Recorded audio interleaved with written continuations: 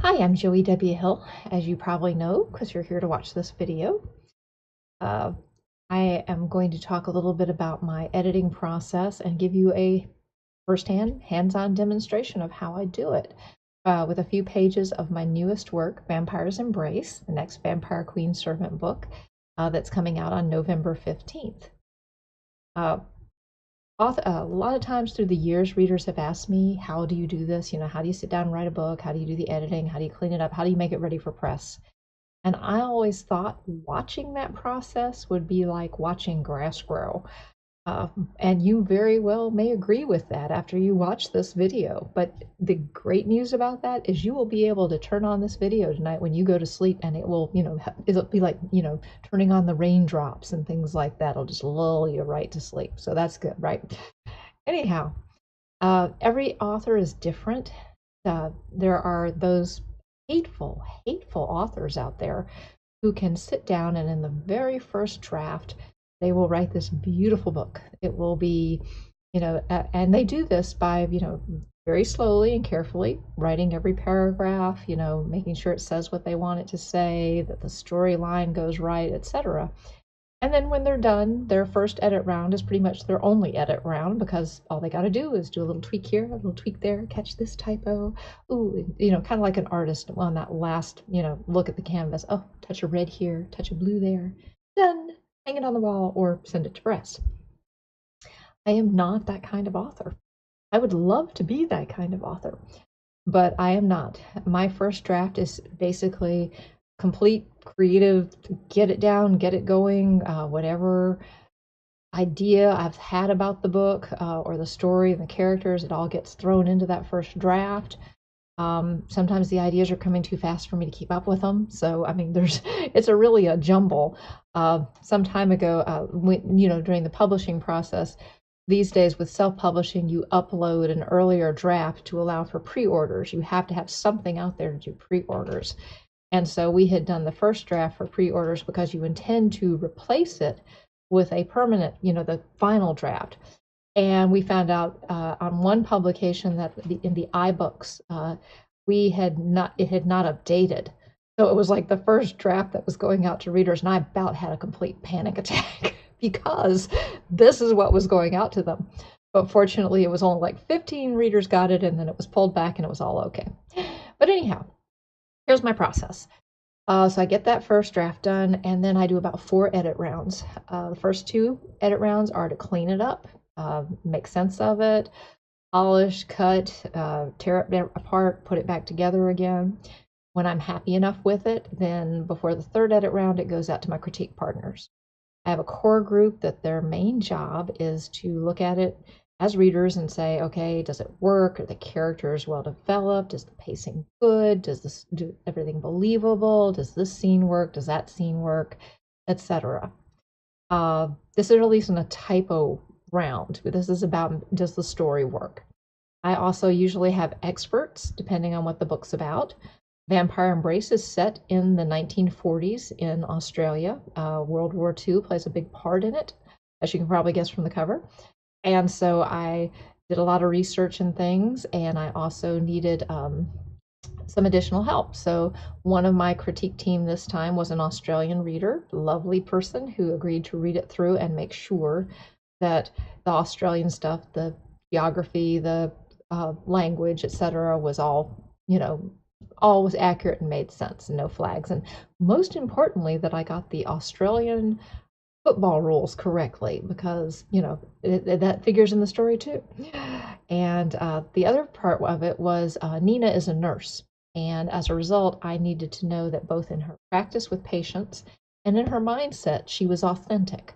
And fortunately, I had a group of readers who were nurses who were willing to look through those portions and make sure that that looked good. So I got all this feedback back for the 3rd edit and got that in. And people ask, well, how do you know what to use? What do you keep? What do you, And it's part of its experience I've been doing this 20 years. As a result, I kind of know sometimes what, even if like I feel, okay, the critique partner, she had a really good point, but I really feel this scene needs to keep this to be, to work. versus, oh my God, she's right. That's terrible. I need to fix that now. I'm so glad she got that.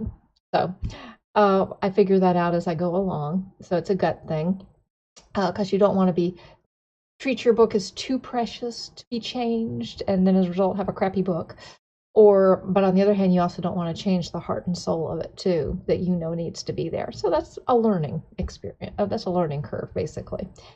But one thing I keep in mind always is that I can always write a better book. There is no time in my life where I will feel like I have learned all that can be learned, that I cannot learn to do things better in my writing. And so when I get critical feedback, I try to weigh all of that.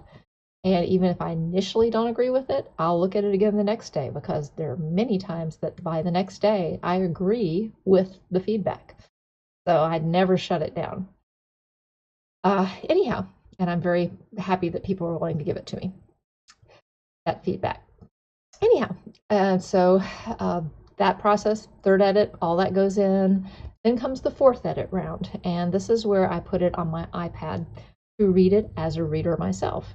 The reason I do that is because on those first 3 edit rounds, I'm doing it on my screen where I have my little keyboard here, and as a result, hey, I'm going to try to change every little paragraph as I go along, which means I'm going to be breaking the story back into the elements of the story rather than looking at it as a reader. So by putting it on my iPad, I can look at it as a reader. I don't have that keyboard. I do put it in I annotate because, of course, I do want to be able to mark where there are problems and things as I'm doing that fourth read.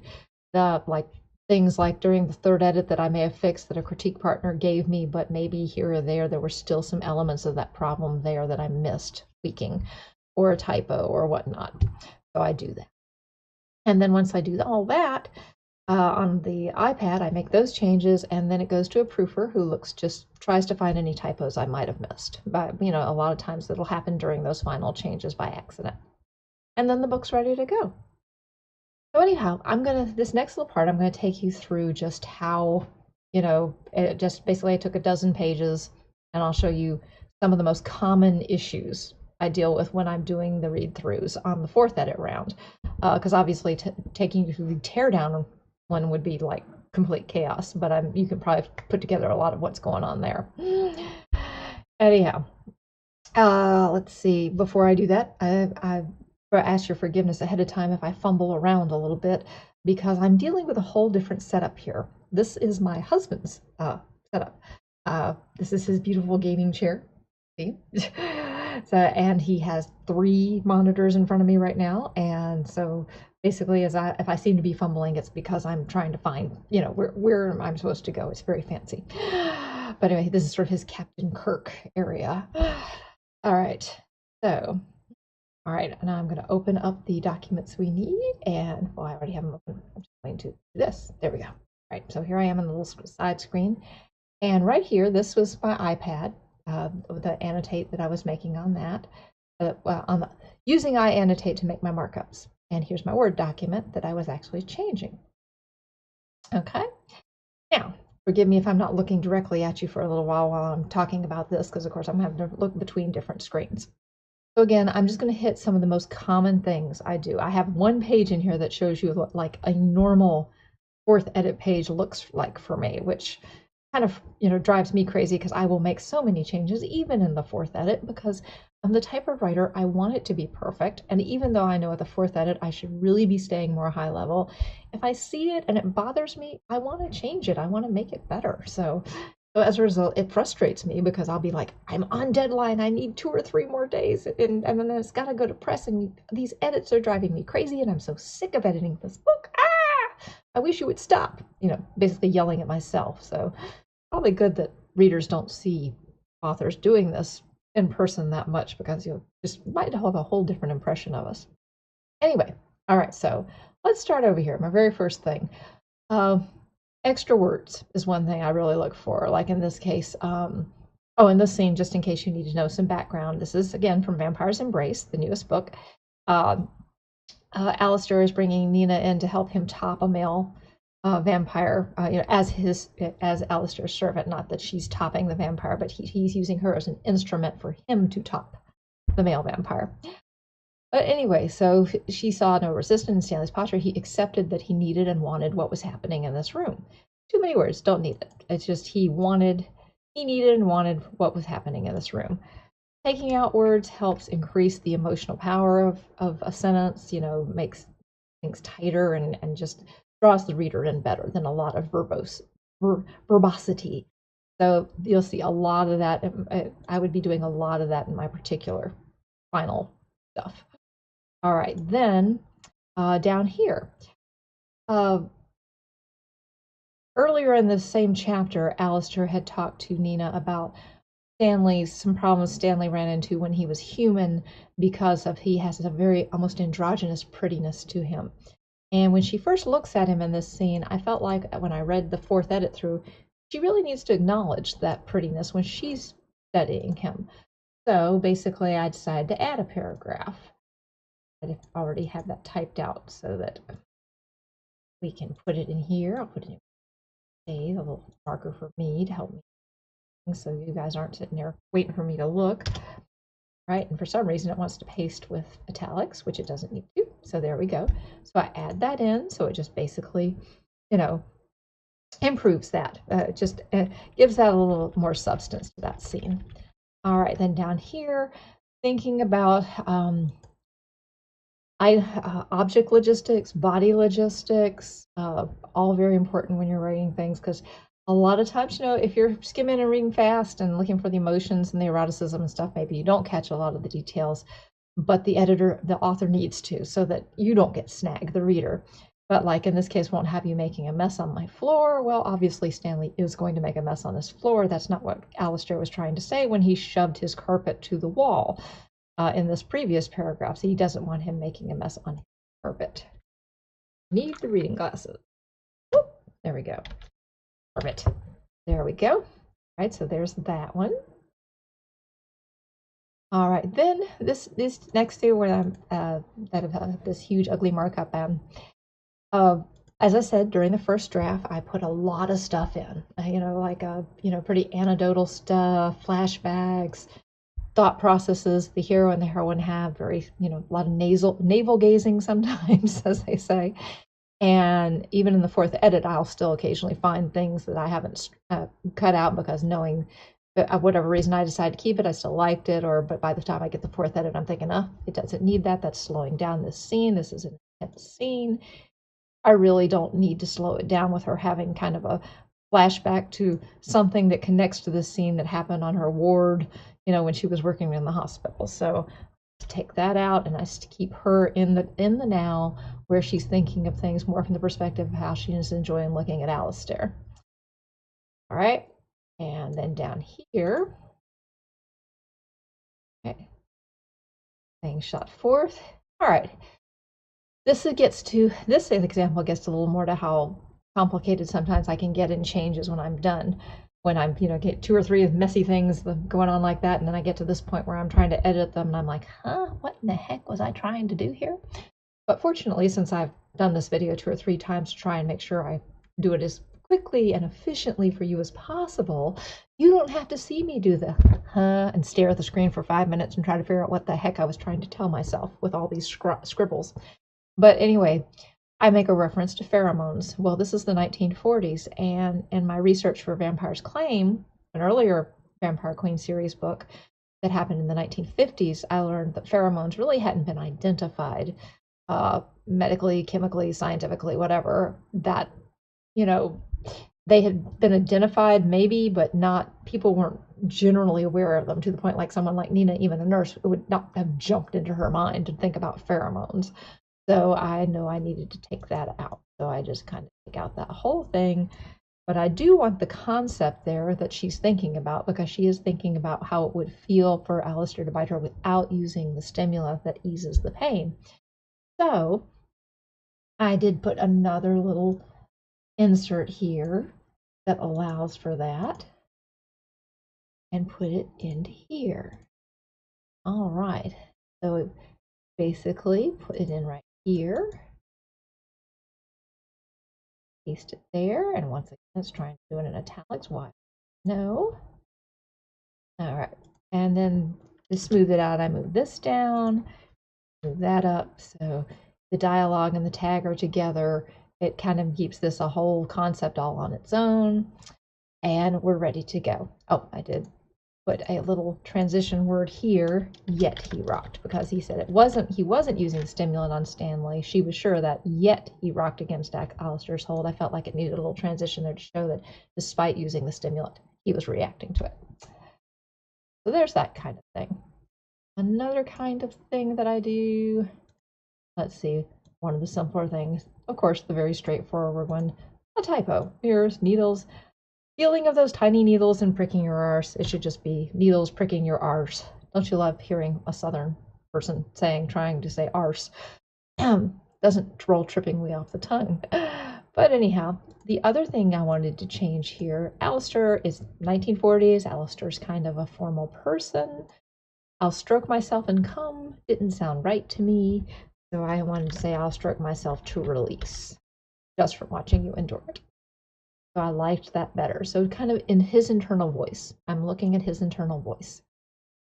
All right, the other thing we deal with a lot, paragraph structure. We try to stay away from noun, verb, noun, verb, noun, verb. Like in this case, we have he lifted an item. He took the mix. I will change this instead to taking the mix of rubber and straps to an occasional chair. He sat down. That, see, because then it just it has a better rhythm to it than just noun, verb, noun, verb, noun, verb. All right, and then this next paragraph again. What earlier in the book, I had a lot more about her being at the training school, training to be an inherited servant. I cut a good bit of that out and streamlined it. As a result, later in the books, I need to make sure I removed most of the references to some of the things I took out. And beyond that, some of those references, even if they were still made sense, weren't all that necessary. So another way to keep the story moving forward. I write long books. This book was 190,000 words. So I've tried to, make things smoother and, proceed more quickly when I can without losing the enjoyment of the book and the richness of it. All right, so on this one, but she'd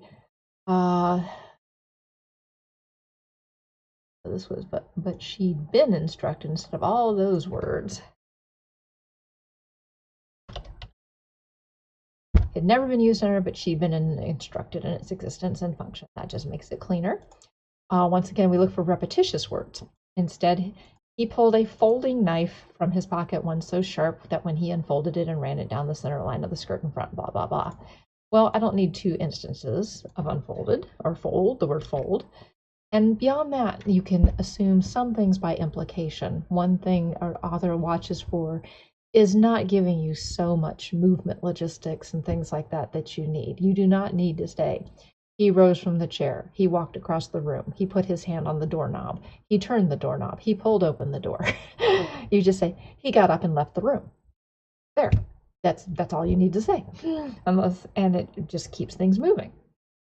And gets you to more of the heart of the story, what's the interesting to read, rather than the boring from point A to point B things. Right? Right, and then going here. This change was just earlier in the chapter. They referred to, he used a tube of lubricant, not a canister, so you watch for your consistency. A tube. Now you notice what I did there, that W. If I was going fast, and I'm on deadline, I got to get these last changes done, and I missed that I had typed in that TUBW instead of TUBE, that's the kind of thing that occasionally gets past us at the very end, and it drives us crazy when we see it, that it's happened, that it got out in the published document. But it can occasionally happen, so you kind of check yourself twice. There are times that when I'm doing this fourth edit, what slows me down the most is I will make the change and I will reread the sentence 3 times before I move on to make absolutely sure I have not taken out a word by accident or done something like that. All right, now this one, you are a gem-rich mind, rough and uncut, and I like you that way. This concept was very same concept was referenced earlier in the book, so I don't need it. That will happen. I know we've all read the books where the reader will read some comparison or something the author uses, and it's like, it's very cool the first time she uses it, and then she uses it 4 more times in the same book. And part of that is, you need to pay attention when you're an author to those things and try to remove it. I will actually search on phrases if I think I've used them too much. And across a series, it's bad because, you'll do it in a series, you'll use something too much. But it's important to pay attention to that because you do not want your reader to be reading the same analogy over a course, obviously. All right. But it does happen by accident. And sometimes the reason it happens is because you put it in one place and then you get later in the book and you think, oh gosh, I would love to have that in that spot instead. And so you put it there, but you forget to take it out of the other spot. Another thing to make you pull your hair out when you notice it after publication. All right, so there's that. All authors watch for words we use too much. We all have them. I have to look for things. Of course, in fact, ought, tighten. These are all things that I watch for as redundant words that I try not to do. Or I go back and basically try to remove those words or replace them with something else. Passed it. I took my away from the screen here. Where is it? Oh, there you go. All right, so go down here to settle the elegant line of it, and I'd already made that change, so that's all good. Okay. Now, and then you get to and then you'll have little nitpicks everywhere. That like he'd ended up curled up in a foxhole. It's much better if he ended up curled in a foxhole. The cut glass of a cup of juice, the cut glass from a cup of juice, just kind of you listen for the rhythm of your language and to make sure you're not doing too much repetition or that type of thing. This part that I decided to take out here, how many years she had covered this emotional terrain before, especially in a romance. We try to be careful of being really repetitious on the emotional terrain. We've all read the books where it's like she goes back to the same problem over and over and over again. And sometimes that's a big conflict in the book, so she will think about it several times, but you can reach the point that the reader is just so tired of hearing about it. It's like, I get it, she's conflicted. Above here, had left a stripe there like an American Indian. That's not something as an Australian she would probably think about in those terms, so, and didn't need it, so it had left a stripe there is plenty. So again, remove some redundant word or some extra words, and also something that doesn't really fit her mindset and her world. Okay, and moving on. All right, different way.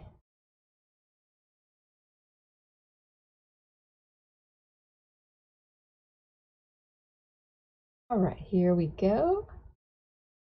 There we are. Okay, body logistics, especially in erotic romance, you've got to watch it. In this particular situation, she's standing on a step stool with Alistair behind her, so she's not going to look up at him. She is going to look back at him. So that's a small evidence, but it can be much bigger than that, so you have to really be careful of logistics. The other thing I do is sometimes you can get into passive thinking, like she thought actions might make more sense right now than deeds. Well, this can be just actions made more sense than deeds. Right now. We're already in the right now. We already are in her point of view. There's no reason to say all that. And that makes it much more, the impact is more immediate. Okay. All right, jumping down to here.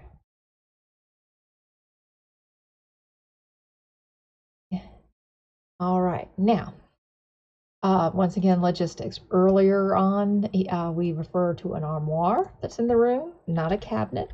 So we want to keep that consistent. Then we get to this. In erotic romance, obviously, we think about things like the health of the body as we're doing things to it, tying it up, suspending it, hurting it, etc.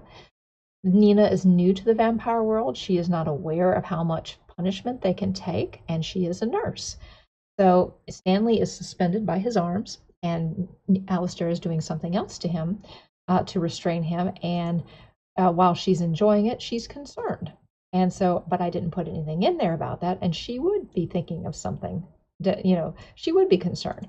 So I add, and while Nina changed the angle, and while Nina enjoyed Stanley's deepening groans as she pressed in deeper, the nurse side of her was concerned. And then I had another little section that I add because Nina and Alistair can talk in each other's heads. So his little thought process here says to her, I can figure out how to do. There we go. All right. Another thing we do is we watch for situations where, especially with you're dealing with people and movement and objects in the room, we are careful of our pronouns that the reader will know who or what we're talking about.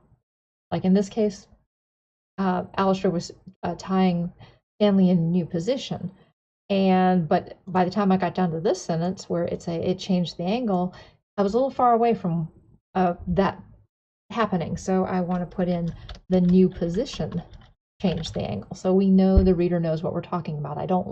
The reader can probably figure it out by implication, but in certain situations I don't want them to get snagged, bogged down. What in the world is she talking about? And lose, the involvement in the scene. All right.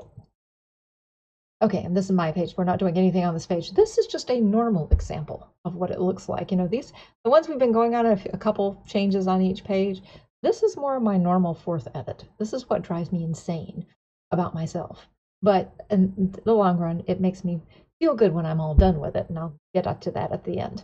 All right, just a couple more things, and then we're done with the most common examples of stuff. Because I really don't want you to put you have to. Anyway, so this whole thing didn't need it. It was just too much. There was just too much here. Didn't need it. Could have been said with a lot less words and still be just as powerful. In fact, more. In writing, often more is less. So we just basically replace it. Right, one per paragraph becomes one. And make sure I don't eliminate my paragraph part thing. That's another one of those errors that can get by in publication. But I wasn't tight enough. It pulled the reader out of the scene, etc. Right? And then right here, what I was talking about, the new position thing, same thing with the people, is, all right, come down to here, is steel organ. We were just talking about Stanley, so I want to make sure the reader knows we're now talking about Alistair. That's important. Again, don't want the reader pulled out of the scene. Okay.